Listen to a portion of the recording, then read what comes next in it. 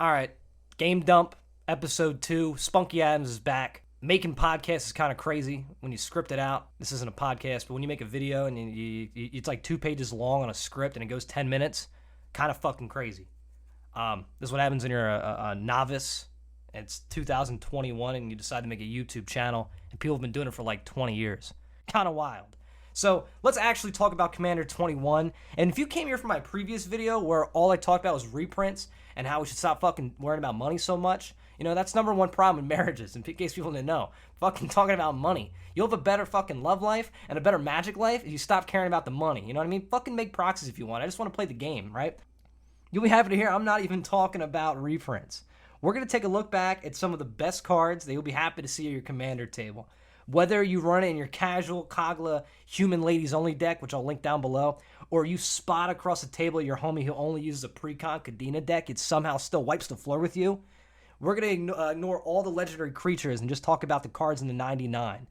Reason being, it's very easy to list these legendary creatures in the top because they're really good. The list might just be all legendary creatures if we talked about them. So let's only look at the top 99. First is an honorable mention, which is Fiery Encore. Fiery Encore is 4 generic and a red sorcery. Discard a card, then draw a card. When you discard a non-land card this way, Fiery Encore deals damage equal to that card's mana cost to target creature or planeswalker. Storm. Fiery Encore honestly would have been one of those tragic cards printed in recent memory. A damage storm spell at sorcery speed that can only target creatures and planeswalkers would have totally been left on the cutting room floor in any 99. That was before Torolf, God of Fury, descended from Kaldheim. With Torolf on the field, this is potentially big damage, and it can now hit your opponents directly in the face.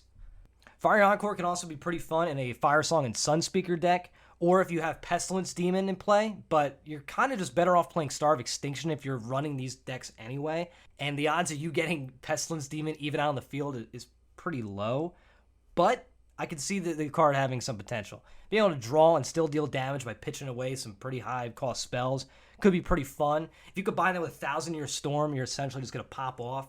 Nice thing about Commander is there's always better alternatives, but the fun of the format is using the janky cards and kind of impressing people with these kind of niche cards. And that's where I can see Fiery Encore laying up.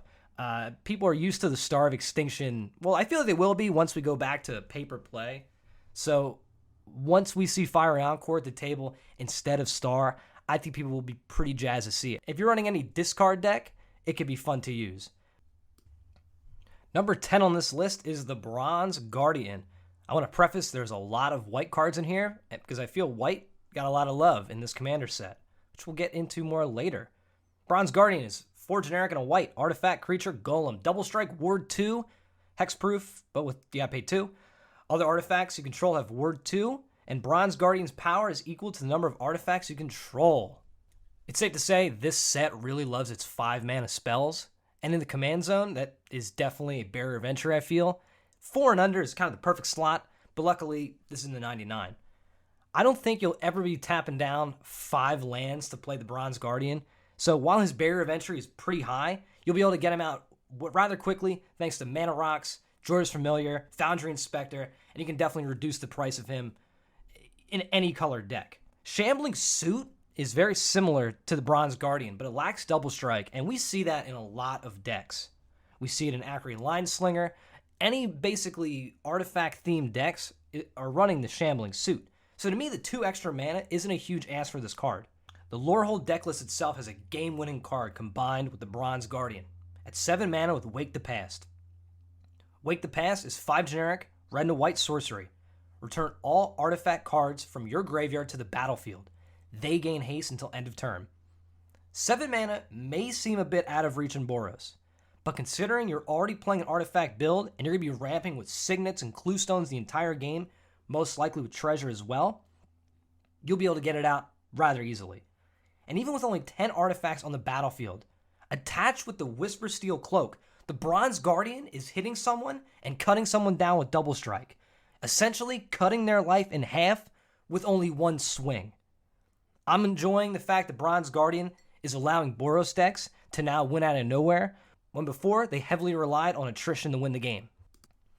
Number 9 is Oversimplify. 3 generic green and blue sorcery. Exile all creatures, and each player creates a 0/0 green and blue fractal creature token and puts a number of 1/1 counters on it equal to the total power of creatures they controlled that were exiled this way. Here we have a massive board wipe in Simic, and I had to include this card on the list because I love the direction they're taking Simic. That's actually palatable for people who want to play fun games of Magic and not just combo off into oblivion.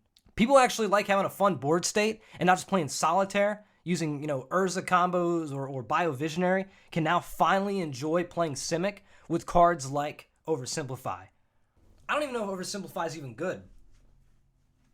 I don't know if wiping the board at sorcery speed, which essentially allows your 3 other opponents to attack you and annihilate you with their giant fractal, is even a good idea. So I guess if you have Seaborn Muse if you play Seaborn Muse after it could be good. But I like the direction it's going. There's very few options in blue and Simic that actually deal with taking out hexproof creatures and indestructible creatures. Curse of Swine's great, but if a creature has hexproof, you can't get through with it. A lot of ways, there's a lot of people who still play Narset decks, and you really can't get through unless you have this. So I don't know if Oversimplify is a great card, but it represents a direction that I'm happy to see Simic explore more, and that's polymorphing creatures and opponents' creatures and controlling the board that way, instead of just comboing off until the sunset. Number 8 is the Witch's Clinic. This land taps for generic mana. You can pay 2 and tap it to give a creature lifelink. It's an amazing ability. This card is great. How many cards do we see in Voltron lists that just grant lifelink, but via equipment and simply only combat damage? Now that we actually have a land that taps for mana and grants lifelink for only 2 mana, it's incredible.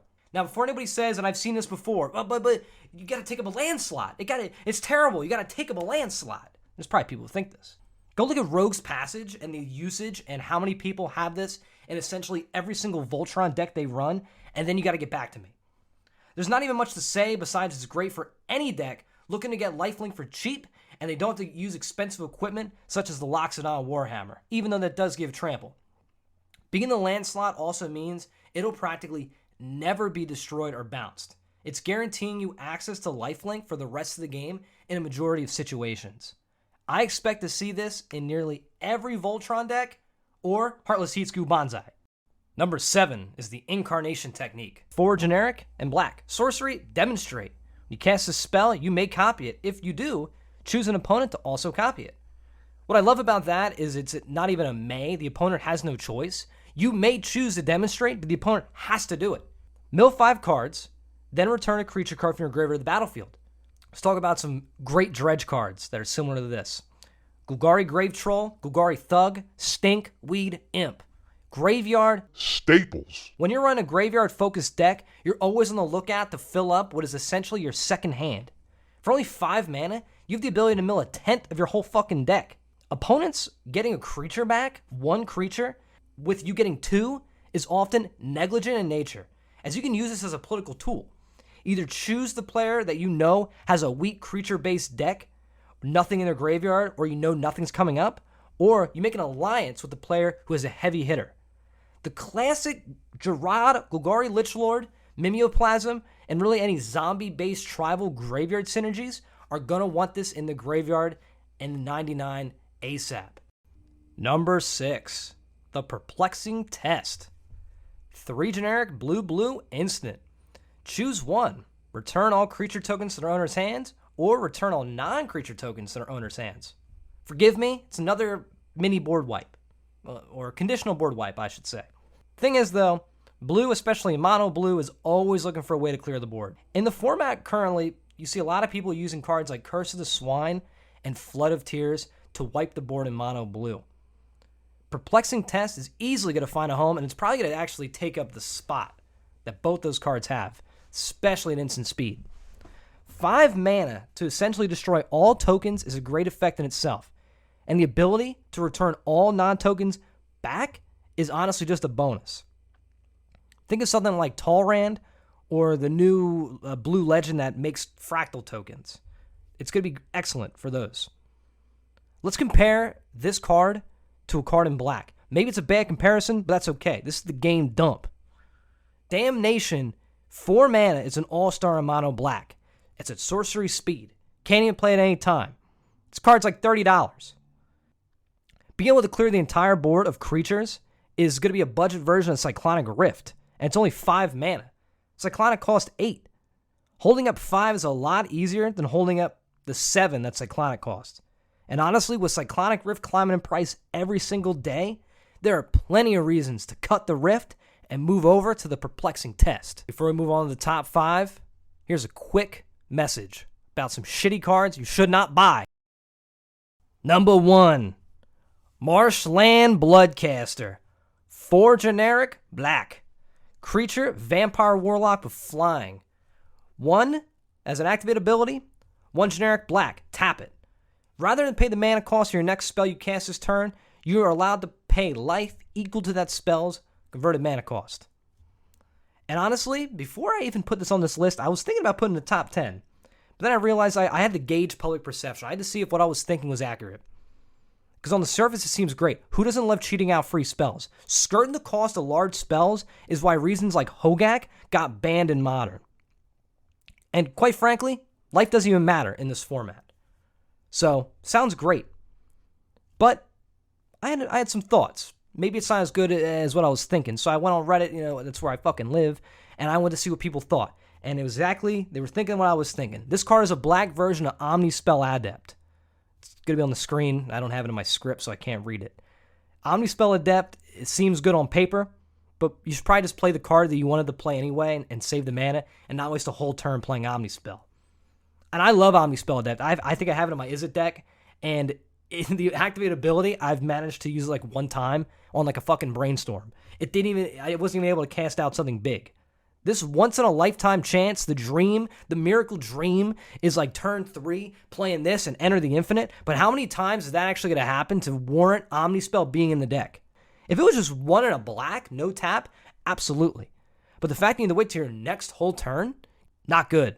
Do not run this card. Unless you like jank. But number 1 card that you should not be playing. Monologue Tax. Monologue Tax states, 2 generic, white. Whenever opponent casts their second spell each turn, you create a treasure token. Let's compare it to the obvious card, even the art itself is referencing it, which is Smothering Tithe. Let's talk about Smothering Tithe for a second. Smothering Tithe goes completely beyond mana fixing in white and essentially redefines the entire battle on the field and everyone's priorities. It's similar to Ristic Study, and that was intentional. But instead of drawing an obscene amount of cards, you're building towards a game-winning finisher on turn 4 just because of the amount of treasure you make. While Monologue Tax only costs 3 compared to Smothering Tide's 4 mana, Smothering Tithe is guaranteed to go off every draw phase with no input from your opponent. By the time play returns to the Smothering Tithe player, they are guaranteed to have gained at least 3 additional treasure by simply an opponent entering their draw phase. In this sense, Smothering Tithe is a very passive ability. Monologue Tax, on the flip side, it requires active input and your opponent actually reacting to it being on the field. Not only does it require an opponent to play more than 1 card a turn, something that's easily worked around and something that is not even guaranteed to happen every turn, it's not even something all players do naturally. Some players just tap out and have 1 big spell a turn. There's going to be so few times that this spell will even trigger twice, and the only way I can see that if 2 players are locked in the middle of a counterspell war. Unlike Smothering Tithe, where a lot of people are drawing more than 1 card a turn. It's natural. I want to preface a little bit that Monologue Tax, it's still good in mono white. It's still better than playing a 3-drop Signet or Bonder's Ornament or something like that. This is a card I feel a lot of people were overhyping, and myself included when I first looked at it. My biggest takeaway in Monologue Tax is really it's going to be the psychological aspect that the card brings to the table. I wonder myself this, are players going to restrict themselves from playing 2 spells a turn to keep Monologue's tax ability at bay, thinking to themselves that the card is just as dangerous as the Tithe, essentially making you an unwanted target at the table? Or is the table going to understand the power level is actually quite low for the card and just let you ramp out slowly with treasure? And I say ramp out lightly. You're pretty much going to reach parity with other players. I wonder if the stigma of Smothering Tithe and the sins of the father will begat the son. I see Monologue Tax causing several players to draw unwanted ire from playing the card. But if the players they are playing against actually have good threat assessment, then this might be a great addition in plenty of mono white and artifact decks. But only time will tell. Now let's go back to actually some good cards. Number 5 has to be this mono white staple, Monogamous Tax. This is what white mana fixing has needed for years. Smothering Tithe broke the mold. This is taking a step further where instead of getting treasure every turn and making yourself the target of removal, you're only getting 1 treasure max per turn, per opponent's turn. This is the type of card that everyone wants to run in their 99. You could be playing 5-color Jund Hitman. You could be playing Your Tiller, fucking Doomrack. Anything is going to want Monogamous Tax. Number 5, great card. I'm buying at least like 18 copies. Number 4 has to go to the Stinging Study. With only 32 cards and all the mono black that can actually draw at instant speed, I already had eyes on the Sting Study. And even though my entire idea of what the CMC was of the modal dual face cards is completely wrong. I thought Exodus and the card on the back, I thought the CMCs were combined. It's not even true. It turns out it's not true at all. So Sting Study isn't going to be drawing me 13 cards and making me lose 13 life and winning me the game automatically, but it's still pretty good in cards like Vilas. So while there's definitely better options early game to draw, such as Village Rites for only 1 mana and a creature, or Painful Truths for multicolored decks, just the sheer amount of cards you'll be able to draw before your turn is great early game. I could totally see this card pairing great with a lot of the Commander Legends partner decks that we saw, such as Kamal, Heart of Krosa, or Chroma, Visions of Ixidor. These side commanders that aren't your main commanders, they pretty much come out at the end of the game to help you win, but you're still going to be drawing, like, if you're playing like a Tormund graveyard deck, you're going to be drawing like 8 cards just from having Kamal in your command zone.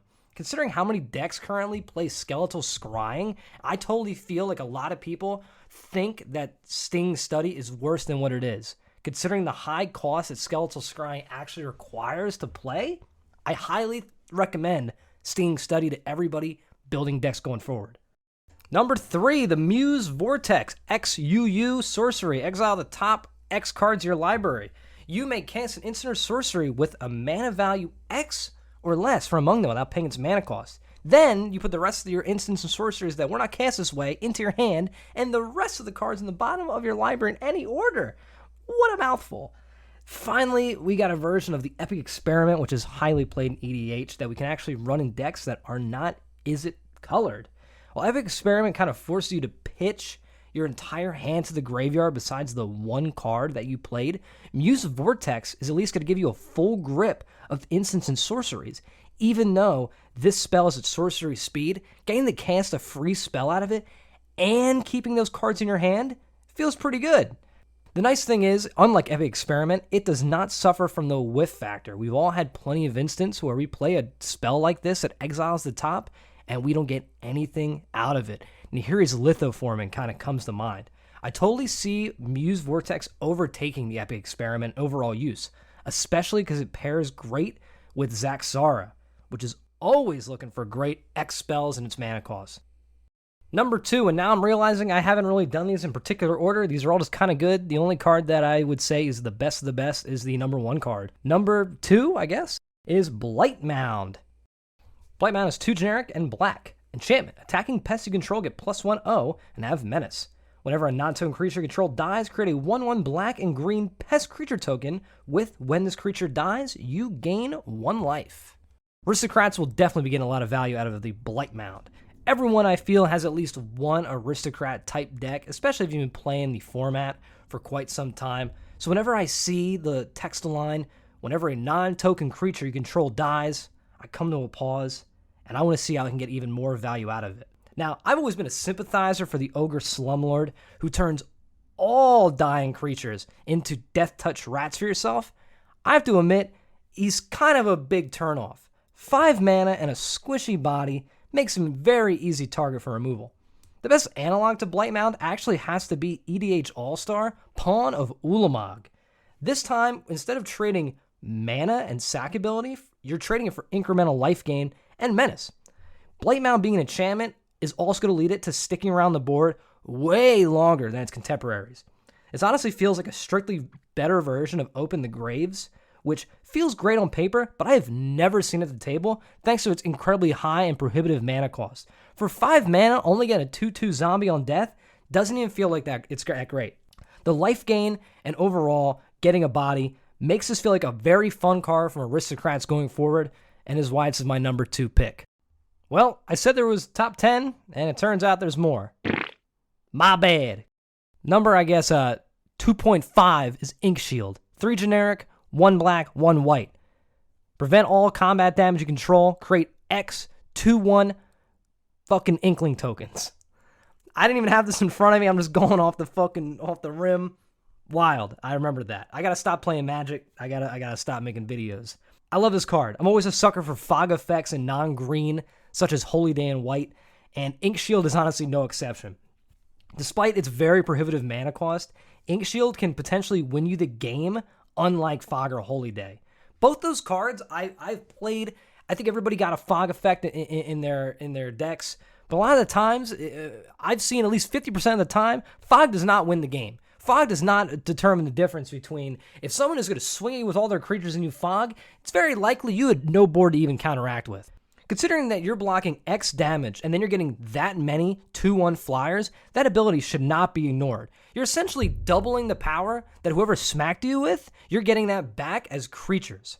So for example, if someone swings you with only a 6 damage creature, let's say they swing you with like Rorick Thar or something, you're getting double that amount of power on your board, but going wide. So if someone swings you with a 6/6 and you cast Ink Shield, on your turn, you're now getting 6 2/1s for a total of 12 damage for only 5 mana. So cards like Bitter Blossom are broken in this format because you're getting on enchantment a 1/1 body every turn to block with. This is taking that to the next level. Someone swings all to you for like 50 damage. You're making 52/1 creatures. You could fucking take out both opponents, or you could take out everybody who's left on the field just because someone attacked you. The pre-constructed deck, the silver pre-constructed deck, is so political in nature. I feel Ink Shield is the weirdest game winner I've seen in recent history. This is a game-winning spell that is getting you flying bodies, which, if you play enough Commander, you know that a lot of people underestimate the value of Death Touchers, the value of flyers. The fact that this is getting you all those bodies and allows you to go wide, literally out of nowhere. Half the time, your opponent's going to be tapped out anyway. You can go from a 0-state board state to a huge fucking field by only with 5 mana. And honestly, getting those 5 bodies, or getting those 6 bodies, that 12 damage, is honestly low. Half the time, someone's going to swing out and try to end the game on the spot. Ink Shield, I feel, is going to surprise a lot of people, and it's going to win a lot of games out of nowhere. Very similar to something like Glorious End. Scholarship Sponsor. 3 and a white. Creature Human Advisor. When Scholarship Sponsor enters the battlefield, each player controls fewer lands than the player who controls the most lands. Search your library for a number of basic land cards less than or equal to the difference, and then puts those cards on the battlefield tapped. Then shuffles their library. Well, everybody is gassing up Monogamous Tax. I cannot say that right, and I'm not going to fix it. This is the real fixer that White and Boros has been waiting for. Each set, I feel, recently we've been thrown a bone from WotC. We have Mangar the Diplomat, which gave us conditional card draw in M21, Verge Rangers in Ikoria, that lets you look at the top card of your library and play a creature, and also Keeper of the Accord, which let you search your library for a basic playing card and put it in the battlefield tapped if an opponent had more lands than you. And now, they even keep printing land tax at a somewhat decent rate to keep the price within the $30 to $40 range. Now, Scholarship Sponsor looks to be even one of the best of that entire bunch. And finally, I will probably never do a top 10 again because I somehow named like 15 cards. The number 1 card is Surge to Victory and Blossoming Bog Beast. I know. What more can I say? Let's look at these 2 cards. They're on the screen for your convenience. This video is somehow already like 38 minutes, so we're going to try to cut down some time. I love these cards. They're great. New game enders for archetypes, breeds creativity. Too many decks have these great, interesting ideas, and they really have no way to close out the game in an efficient manner. Both Surge to Victory and Blossoming Bog Beast are the exact type of cards this format needs. The Johnny Combo Fiend in me loves Surge to Victory and all the combos it can create. I'm not talking about like extra turn spells. I'm not talking about ways of taking 50 turns and making your opponent concede, but I'm thinking about the type of ways that theorizers think about for years to come. I could see landfall decks using this card to do something absolutely crazy and silly with Reshape the Earth or even something as small as Cultivate. Mono red go wide decks are going to utilize this with Fiery Confluence or Incendiary Command to win on the spot. Meanwhile, Blossoming Bog Beast is another great overwhelming stampede effect, but this time it's great for life gain decks. Now, Trostani decks can seal the deal without an Aether Flux Reservoir, which we can all agree we're already sick of seeing. Both cards are going to lead to memorable, awesome finales to games, and are my reason that they're the number one picks for this format. Speaking of great finales, that's it. Thanks to all my patrons. Thanks to the Twitch homies. And thanks to this mic I'm using. And this is the end slate. Smash that downvote. This is Spunky Adams with Game Dump. Goodbye.